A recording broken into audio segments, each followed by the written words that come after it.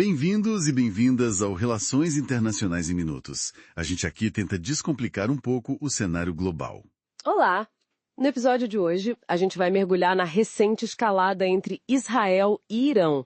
É uma tensão que deixou todo mundo de olho, né? Vamos tentar entender a lógica por trás das ações, olhando pelo lado do realismo e da doutrina de ação preventiva de Israel. Exato. Qual a nossa missão aqui? É tentar entender as camadas estratégicas e geopolíticas desse confronto. E é interessante começar lembrando que nem sempre foi assim, né? Antes de 79, da Revolução Islâmica, Pois é. Israel e Irã eram, aliados. Tinham relação diplomática, comercial, até militar na época do Shah. O Irã olhava para o Ocidente. Mas aí veio a Revolução Islâmica em 79 e, mudou tudo. Virou o jogo completamente. Sim, chegou a teocracia xiita e com ela uma retórica oficial, radicalmente anti-Israel, falando abertamente em destruir Israel. E não ficou só na retórica, né? Não mesmo.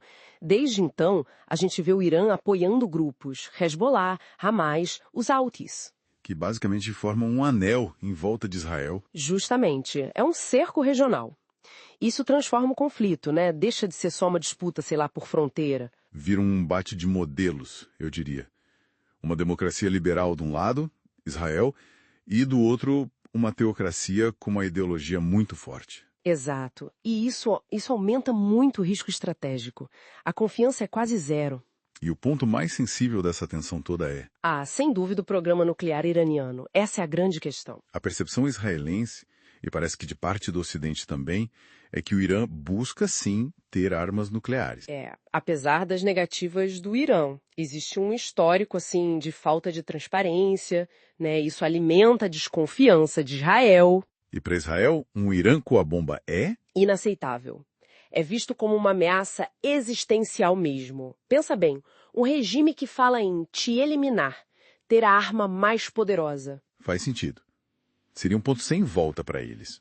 Não é só estratégia, é sobrevivência na visão deles. Ok, então essa percepção de risco máximo leva à tal doutrina da ação preventiva. O que é isso na prática? É agir antes que a ameaça se torne, concreta e irreversível. Tipo, não esperar o golpe. Exatamente. São ataques cirúrgicos bem calculados contra alvos estratégicos, instalações nucleares, gente importante da Guarda Revolucionária, capacidade de ataque do Irã. É o realismo na veia, né? Garantir a segurança do Estado acima de tudo. Realismo puro. A prioridade absoluta é sobreviver num ambiente que eles percebem como hostil. E a gente viu isso escalar recentemente, né? Com ataques diretos do Irã em 2024, usando drones, mísseis. Sim, isso foi uma mudança de patamar. O Irã atacando direto do seu território. Uma linha vermelha que foi cruzada, talvez. Pode-se dizer que sim. E a resposta israelense seguiu essa cartilha. Ataques precisos, cirúrgicos. Em instalações nucleares, militares, eliminando figuras-chave, até guerra cibernética, né? Isso. Mas é importante notar a seletividade que eles alegam ter. Como assim? O alvo declarado não é o povo iraniano, nem o exército regular. O foco é na elite ideológica do regime, no programa nuclear e nas forças que o Irã usa para fora, os proxies. A ideia é mandar um recado, dissuadir sem começar uma guerra total. Exato. É o que chamam de dissuasão ativa. Mostrar capacidade de atingir pontos nevrálgicos, mas de forma controlada. E a geografia de Israel influencia muito essa doutrina, imagino. Totalmente. É um país pequeno, espremido, sem o que chamam de profundidade estratégica. Não tem para onde recuar muito. Essa vulnerabilidade meio que força a mão para uma defesa mais agressiva. Proativa, acho que é a palavra. Agir rápido e com força. A geografia quase que dita essa necessidade de antecipação. E o Irã, por outro lado, usa a geopolítica para explorar essa vulnerabilidade. Sim, com essa estratégia de cerco que a gente falou.